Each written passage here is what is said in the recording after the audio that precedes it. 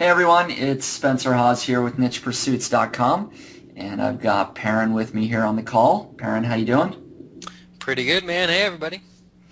Awesome. So we are going to talk Niche Site Project 2, of course. Talk a little bit more about your niche site. This is our ninth call, if you can believe that. Yeah, time flies. It does. And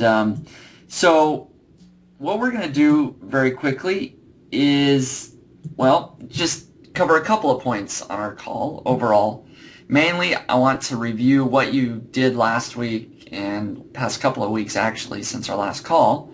Yep. And then we're going to discuss rankings, earnings, and strategy to increase both of those.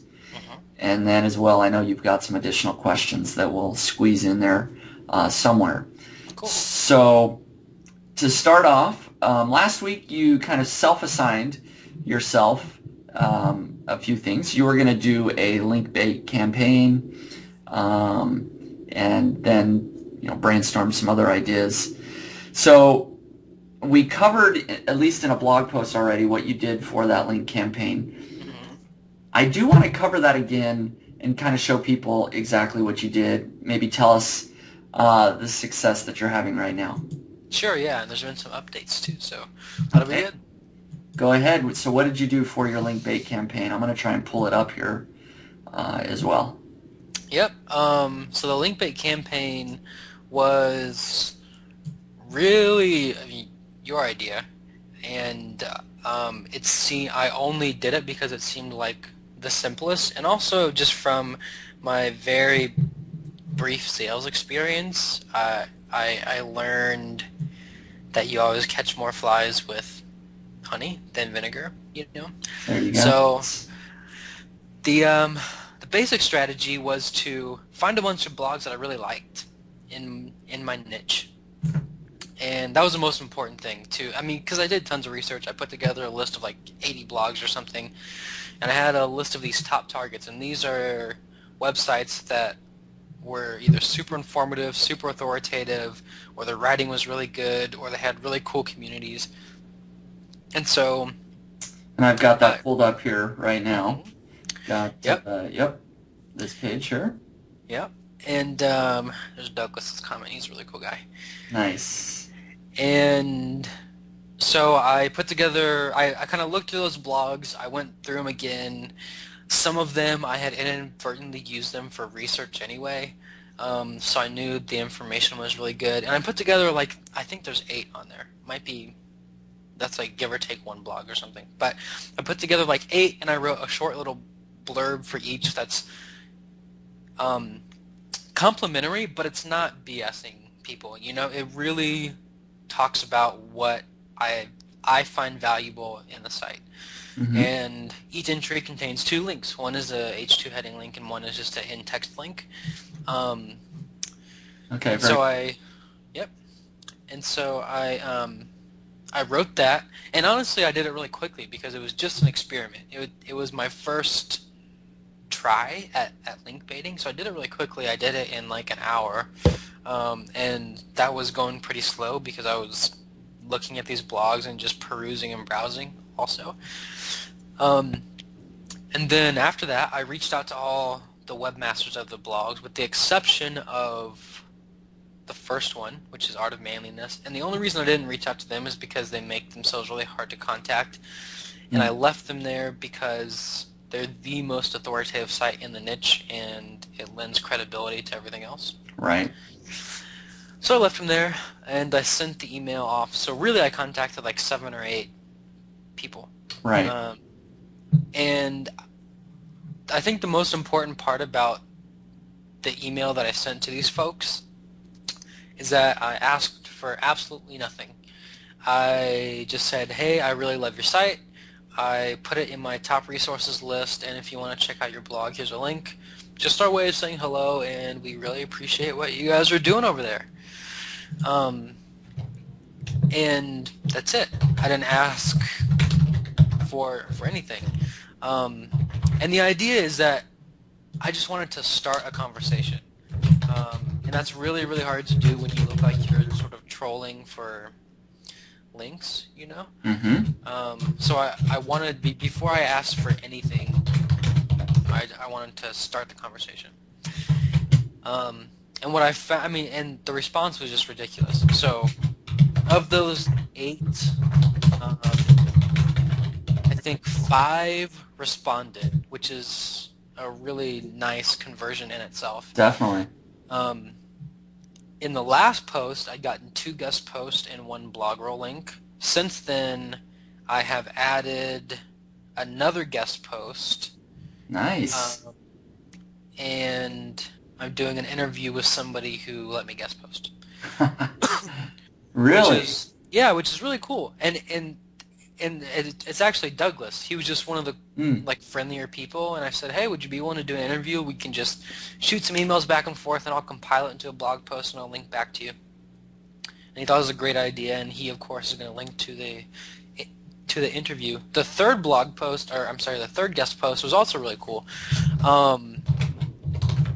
Somebody who had originally just thanked me for being on the list had another site of their own called Straight Razor Designs, and they said, is there any chance of Straight Razor Designs getting on that list? We have a really cool lineup of products. And so I looked at it, and they had a huge selection of straight razors, and so I said, sure, I can definitely put you guys on the list. Would you be willing to let me guest post?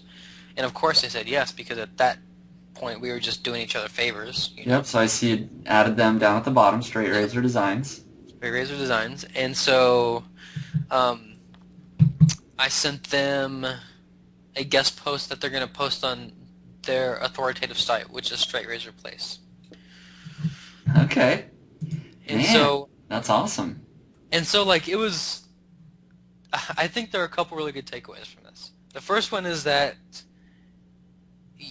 like, if you just focus on making friends, your conversion and ROI will just be so much better than if you're sending out sending out emails begging for guest posts, you know? And that's how I was looking at it. I was just like, let's just make some friends. Let's start a conversation and make some friends.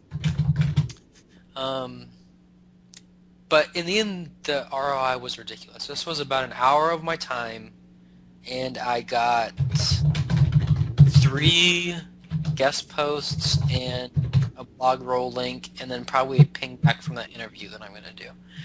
And that is just a lot of really good links for an hour, you know? Yeah. So, if I was going to do it again, I would probably expand the list to include 10, 12, 15 maybe, and I would write more in-depth, more complimentary blurbs on the site to increase those conversions. Well, since you mentioned that, I mean, why can't you do something very similar again? Maybe just take a slightly different angle, you know? Yeah. I don't know what that would be, but, people that have written the best articles on how to trim a beard or, whatever, some slightly different angle that you could do the same thing in. Yeah, or, like maybe a review of some other site or, anything like that, and kind of just move down my list of target blogs. So, but it's also, like, just much less effort than some of the links I had been trying to get. Like, to get a link in some of the major forums, you have to post there several times before you can do that. And then you're not sure if your link is going to show up, and all of that takes a couple hours, and you're looking at a fairly low quality link.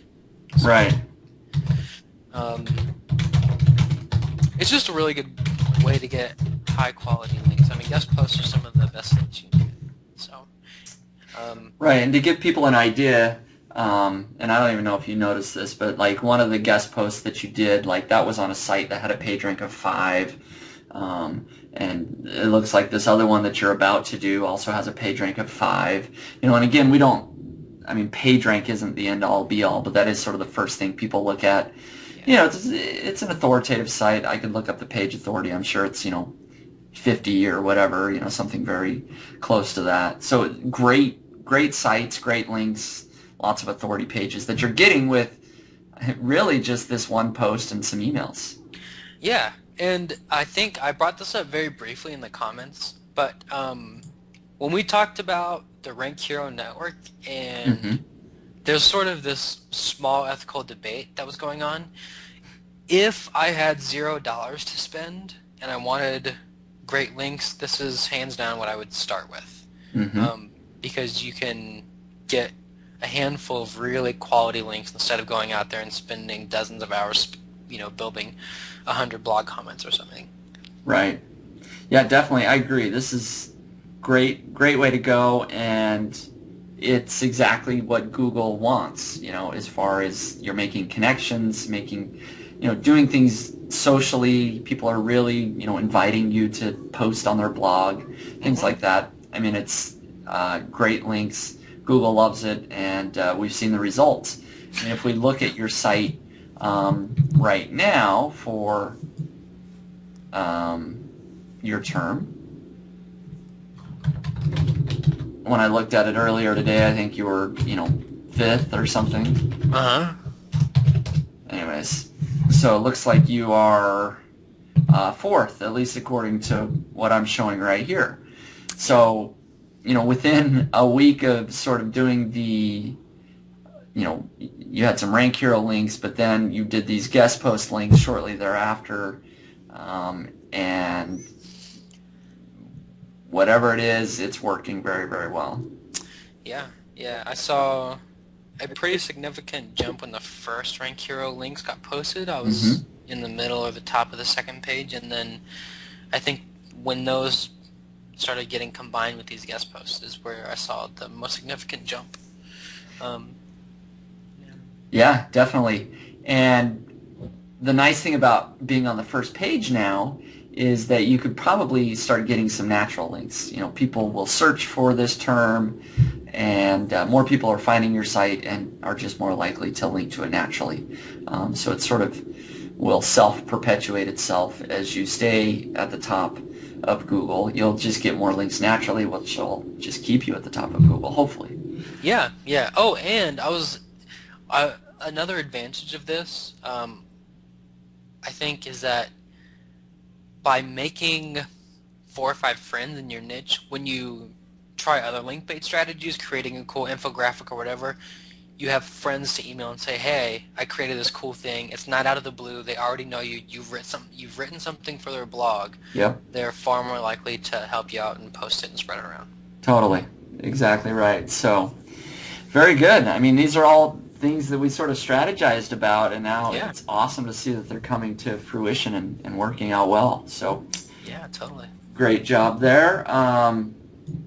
And so, kind of going on to other things, rankings and earnings.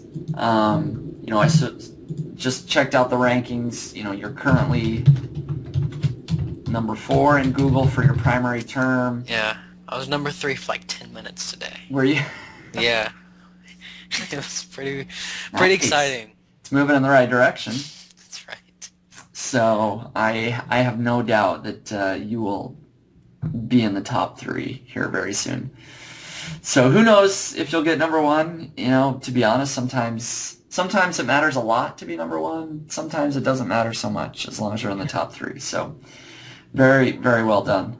Now earnings. Earnings are the other thing that I know you're, that's what we're concerned about all the time, right? Yeah. And so I'm going to log in here real quick. That way we can take a look at both total earnings and then conversion rates, number of clicks, things like that. Okay, so still looks very similar to what we looked at last time when we were in your account.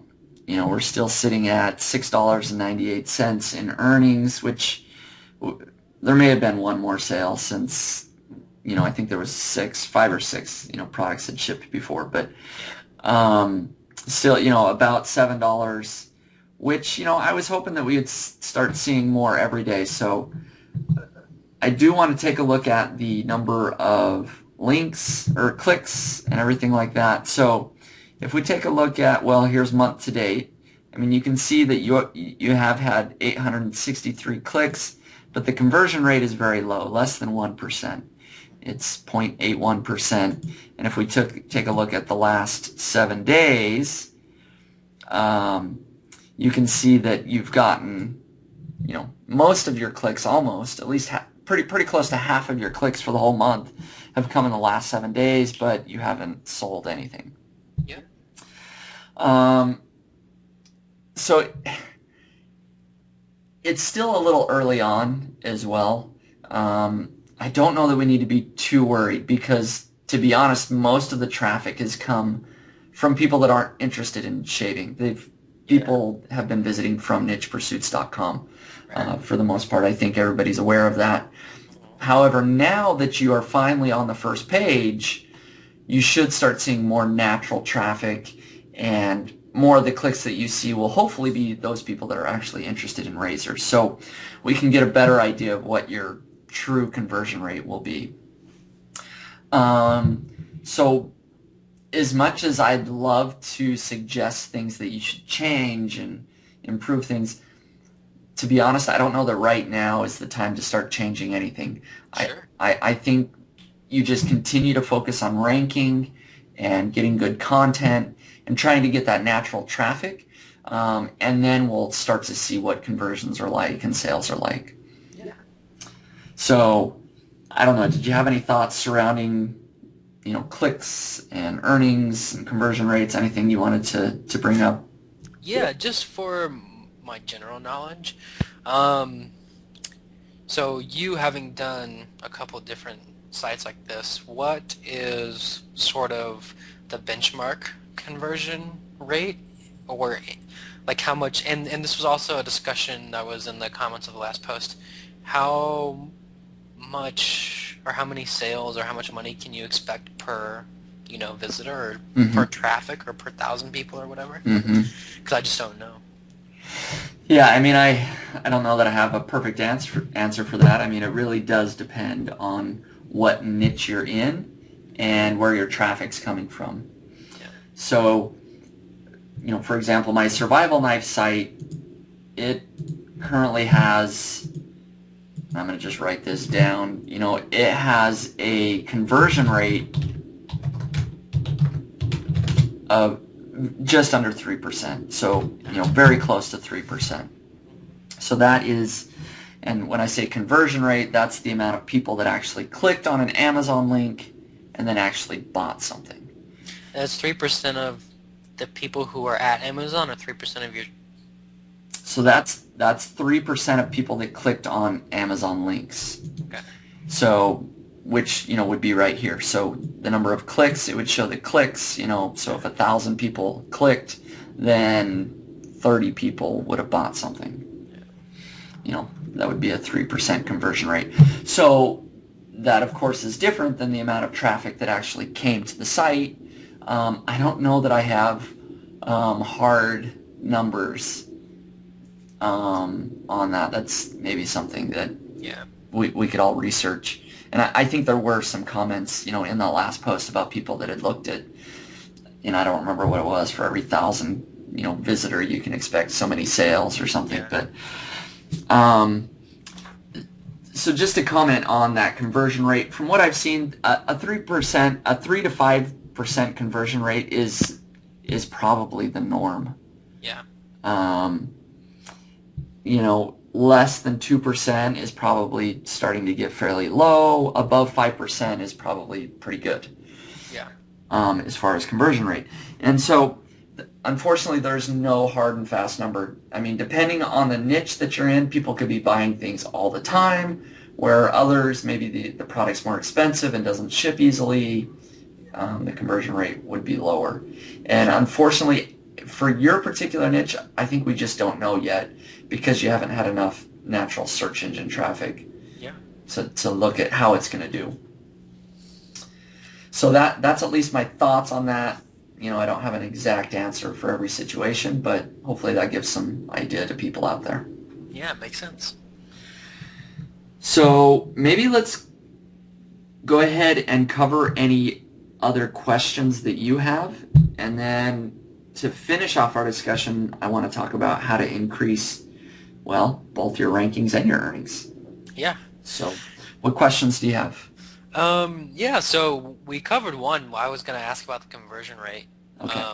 My other one is about long tail traffic. So I feel like we've passed one of the milestones, which is getting on the third page. We are getting really close to the top 3. So I'm kind of wondering how to, or when I can expect to see a bunch of long tail traffic. So what I've heard from you and others like Pat Flynn is that eventually long tail traffic will make up, the major bulk of your traffic, and a lot of those you get just by virtue of writing an article. So I'm just kind of wondering like how that process works when you start seeing traffic, and or if there's specific strategies to get that long tail traffic. And yeah, very soon. I'm going to say very soon that you should start expecting to see some long tail traffic. And the way that I've basically seen it play out for my sites is, so you build a new site, it doesn't rank anywhere, it's below 500 for a while, and then it moves up to 200 or 100, and after a couple of weeks, hopefully, like your site, it starts to jump up. It ranks on the third page, and then, hopefully gets into the top 10 for everybody. Yeah. Usually, your entire site kind of follows that. And what I mean by that is Google is starting to realize that your site has some value and that it should be ranking your site. So even though we may only be looking at the one keyword of best safety razor, overall, your other long tail keywords should also start ranking better around the same time. And again, it's just sort of what I've seen with my sites, that when some of your top keywords that you're targeting start ranking well, your secondary or long tail keywords are right behind. It kind of moves as a group. And the opposite is also true, that if your site gets a penalty, like my survival knife site stopped ranking for best survival knife, well, all of the long tail traffic also, dropped significantly. Yeah. Your whole site sort of moves together. Either Google loves your site as a whole, including long tail keywords, or it doesn't. Yeah. And so I would say, very soon you should start expecting that your secondary keywords, should start ranking, this week, or maybe some are already. And so hopefully by the end of next week, we can start to have some data on what types of long tail traffic you're getting already, and then of course, what we can do to get more. Yeah, for sure. Of that. And that kind of coincides with the other keywords that I've been tracking, which is most of my secondary keywords. I think one is on the front page, and then most of the other ones are on the second or third page. And those were, sitting around the fourth, fifth, or sixth pages for a while. Nice. Yeah, so I mean, in a way, it's really your overall site gaining authority. So even though you don't see sort of the immediate, you can't go over to Open Site Explorer right now and see, oh, my site's now a 30-page authority, whereas, last week it was a 20. You don't see that because it can take a couple of months, for those tools to update. But Google, works constantly.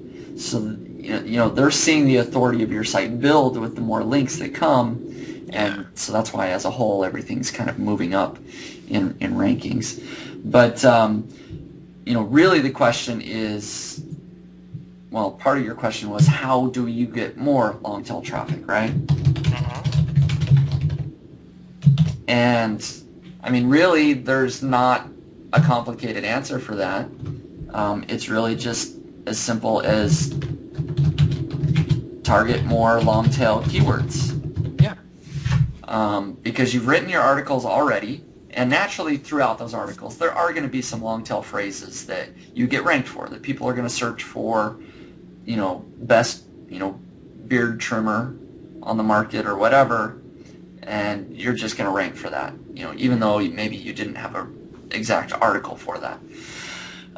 But you can target more secondary or long tail keywords, and so just by writing more content.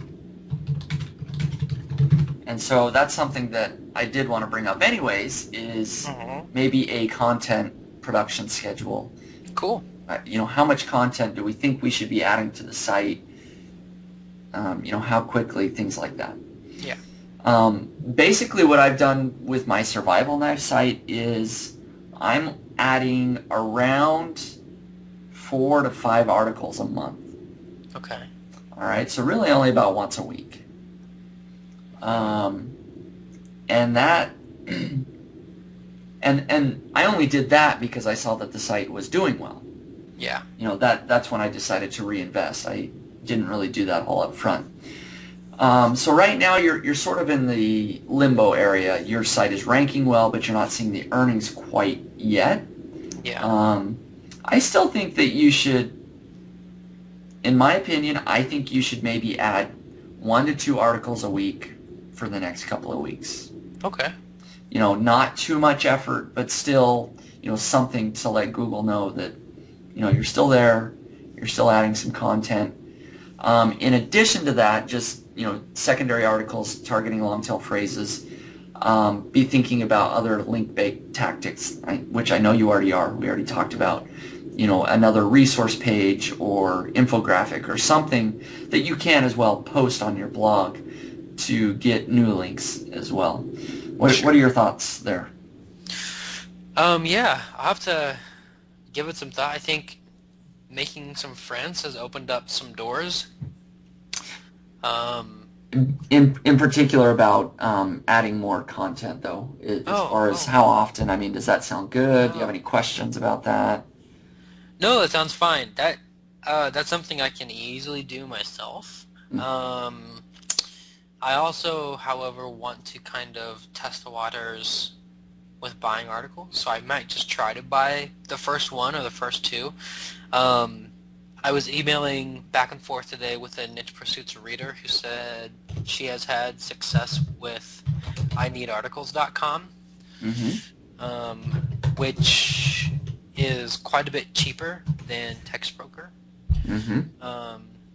So I think I'm going to try that too. It's when you add in some of the options, it's not super cheap.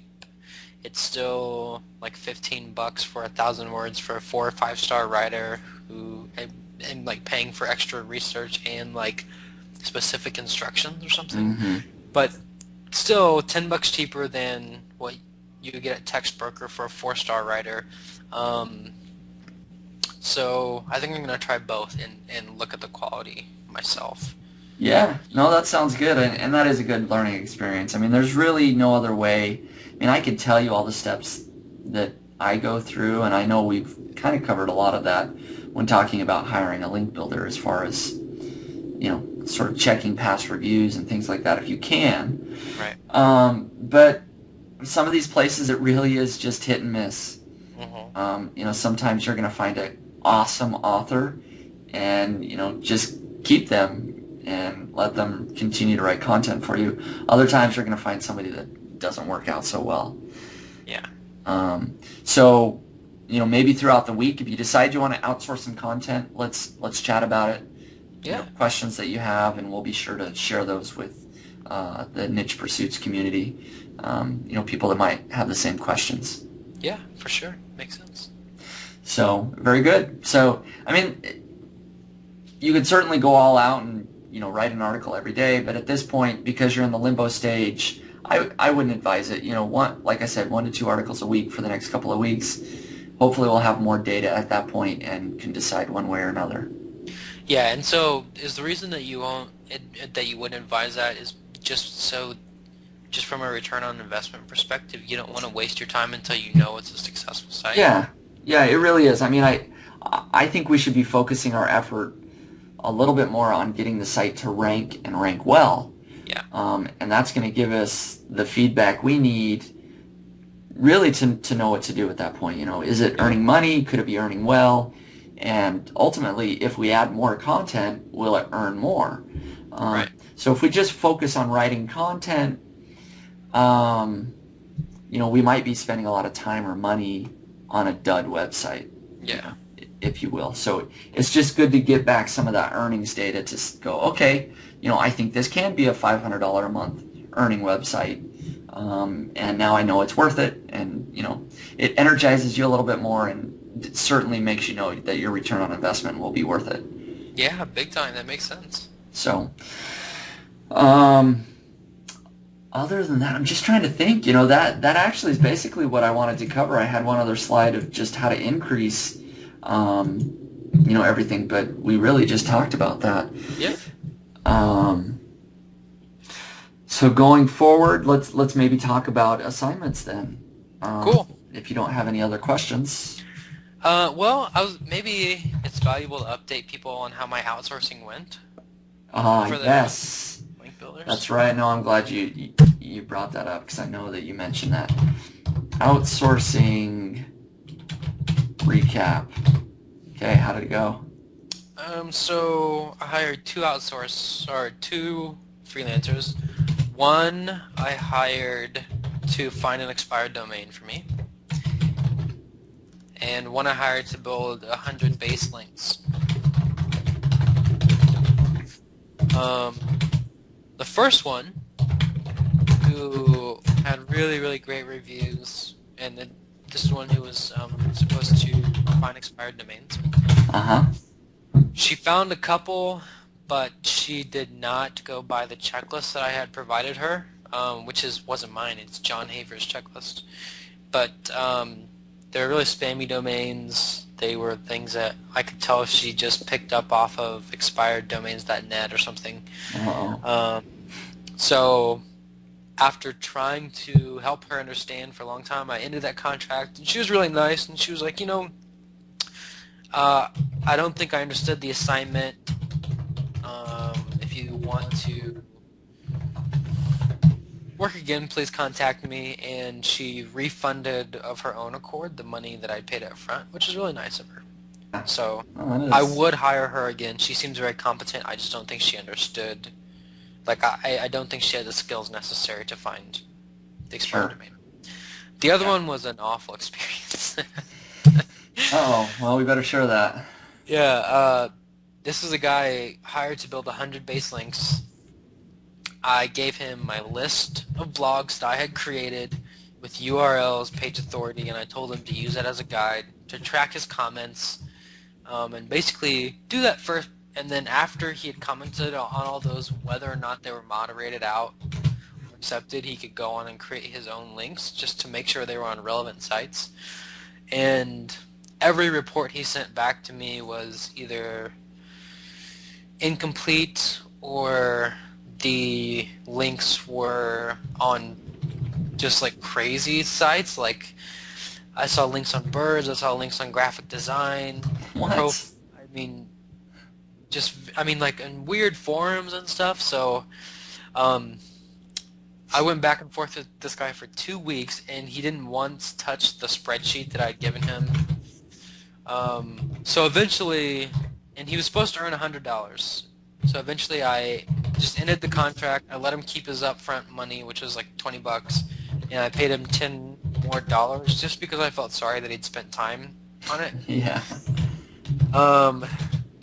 And then I got just a barrage of hate emails. Hate emails from him?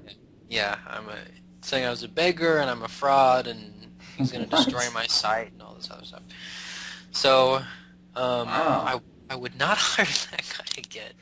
And he had decent reviews too, but I think the takeaway from that for everybody else is to keep a really close eye on these early signs. Like, this guy disappeared for a couple days right up front and came back. He didn't follow the initial instructions in the very first email, which was to send me a confirmation email that he got the contract. Yeah. So just keep an eye out for that. When someone doesn't follow instructions right away, it's probably not worth it. Yep. And I think next time I'm going to test John Haver's technique, which is to hire 2 or 3 freelancers, give them a test assignment, and then keep the one who does it best, or fire them all if nobody does it, because that costs you, like $10 extra or per freelancer just to find a good one. Mm-hmm. You don't waste hours interviewing, and you see their actual work instead of Yeah. like guessing. So It's been kind of disheartening only because I spent so many hours with both of those people and I really didn't get anything out of it. Um, but and I also like I'm the type of guy who if the work's not getting done, I'll just do it. And so when I saw that the blogs weren't being commented on, I just commented on them myself. So I got the link diversity that I was going for. Um, anyway, but it just cost me a lot of hours, you know. So I think I need to refine my process a little bit. Yeah, well, that's unfortunate to hear, but it is kind of the reality of the game Yeah. that a lot. I mean, there really are good people out there. Yeah. There really are freelance link builders, authors, whatever, that do great work.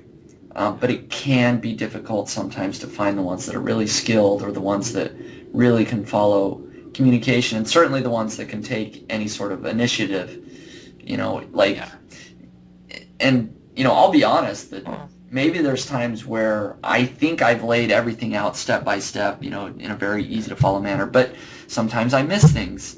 Yeah. Somebody that's really good will be able to connect the dots and go, oh, okay, he said this and this, he must really mean to do this. Yeah. Where other people, maybe like the guy you hired, they don't quite get it or they don't care, Hmm. and they just want to earn the money real quick, and they don't do a good job. So, Yeah, and I think a good example of a good person is Anasol, who had contacted us, and we yes. linked out to him. But he's exactly what. And if I was going to do this again, I would probably just hire him. But when he contacted us, he asked us what we were looking for, and then took initiative and put together a bunch of spreadsheets of target blogs and kind of broke down a plan. Hmm. And like that's the kind of thing that I mean, it was like a very detailed. Like he took a couple hours out of his day to really think about it, and that's the type of thing I think I'm going to look for next time. Yeah, no, exactly. And I've never worked directly with Anasol on. He hasn't actually completed a project, but just from what I've seen, in that spreadsheet, that he sent to us, I think that he would be good. Yeah. And so I was trying to remember his website so I could give a shout out to him really quick again. So yeah, some real world experience there with outsourcing. I mean, Yeah. there's really no other way to learn than kind of trying it and doing it on your own. Unfortunately, is I, I've hired a lot of people as far as outsourcing, and most of the steps I take usually weed out a lot of the bad people. Yeah. But still, you don't know until you hire somebody. Hmm. You really don't. So, but that's good to share with everybody. Hopefully, this discussion helps people maybe prevent some of the same experiences that you had. And give us an idea. Did you hire both of these people from Elance? Odesk. Odesk. Both were from Odesk. Yeah. Okay. SEO Genius is his site, by the way. SEO Genius. Yeah. And I think next time I might also look into some of the just because communication was a problem for me this go around. In addition to looking on Odesk and Elance, I might look on Reddit for hire, R for hire, because it's a really good subreddit with a bunch of people, usually designers and writers, who are looking for work. They're not as cheap, but a lot of times they're pretty reasonable, and everybody's very responsive there. So, and I only know that because I was testing the waters because I was thinking about doing an infographic and I posted a job. So. Oh, very good.